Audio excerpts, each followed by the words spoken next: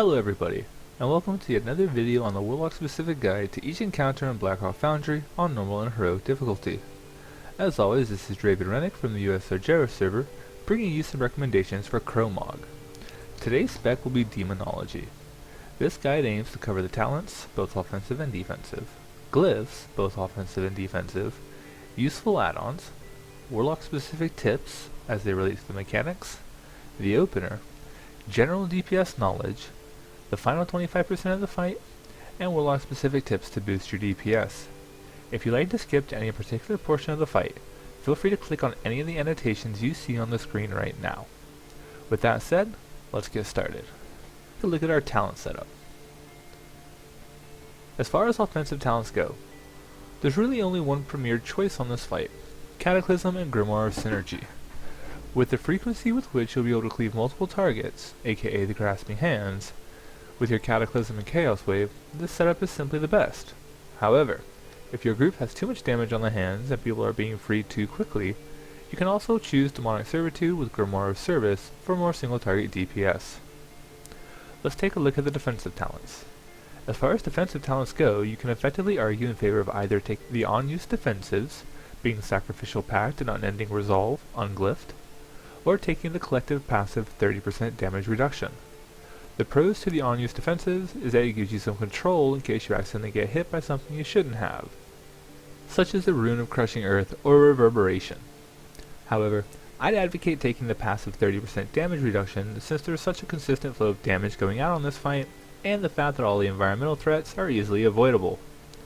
As such, you should take Soul Leech and Soul Link. To the glyphs. As far as defensive glyphs go, the only thing of particular note is Glyph of Unending Resolve. Combined with Soul Link, this will give you a collective passive 30% damage reduction, a strong choice for a fight with such consistent damage output.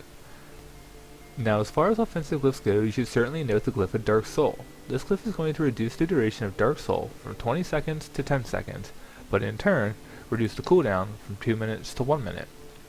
Personally, I prefer using this glyph so I can get more buffed Chaos Waves out, as well as Cataclysm, without being stressed that Dark Soul will be on cooldown if I were to accidentally waste a charge. That said, you should take Glyph of Life Tap to keep as little stress on your healers as possible, Glyph of Hellstone, since there's really no large spikes in damage on this fight, and Glyph of Dark Soul to properly burst down the hands. Let's move on to useful add-ons. The Exorus raid tools can be quite handy in this fight, even if you're the only one using it. It allows you to choose a rune for the Grasping Earth hand phase prior to the start of the encounter, and you can use that to set your demonic circle to your preferred location. However, since you may be the only one using it, there's no guarantee that no one will take your rune, but it's worth having. Let's look at Warlock specific tips as they relate to the mechanics.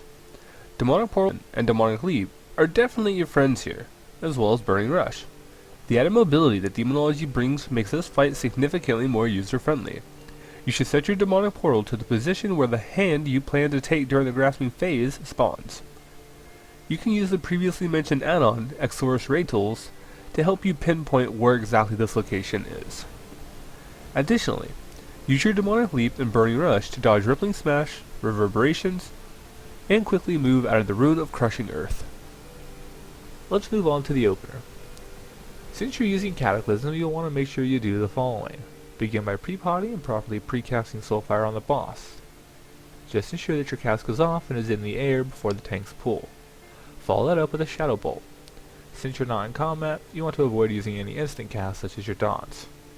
Then once combat has officially started, cast Dark Soul followed by Hand of Gul'dan. Then immediately cast Corruption followed by Shadow Bolt. Refresh your Hand of Gul'dan debuff. Go into Metaform, get a Doom up on the boss, and tap all the accumulated fury into Soulfire, Chaos Wave, or Touch of Chaos in that order. You're going to have a relatively weak opener compared to other fights in BRF, but that's alright. Your goal is to ensure that you have Cataclysm up for the Grasping Hand phase, which will come in at about the 1 minute mark. Now you can play around with casting Cataclysm early, but make sure you have it for when it's the Grasping Hand phase. Once the hand phase begins, start casting Corruption on the first few hands that pop up. Once there's a respectable number of them clumped together, use another Dark Soul charge and cast Cataclysm underneath them, while in caster form of course. Immediately go into meta form and start casting Chaos Waves. Be mindful, however, that you can potentially break people out early if you cast Chaos Waves in the same exact spot as you use Cataclysm. With that in mind, don't be afraid to play around with it and swap targets for Chaos Wave. Moving on to general DPS knowledge. Just because you've chosen Cataclysm doesn't mean you shouldn't try to properly use your Soulfires. If the hands won't be spawning anytime soon, continue to dump your Soulfires into the boss while your strongest DPS procs are up. Other than that, make sure you have at least one charge of Dark Soul every time you Cataclysm, and also make sure you've got 3 stacks of Chaos Waves every time the adds come out. That's your top priority, unless this is progression and you need more focused damage on the boss.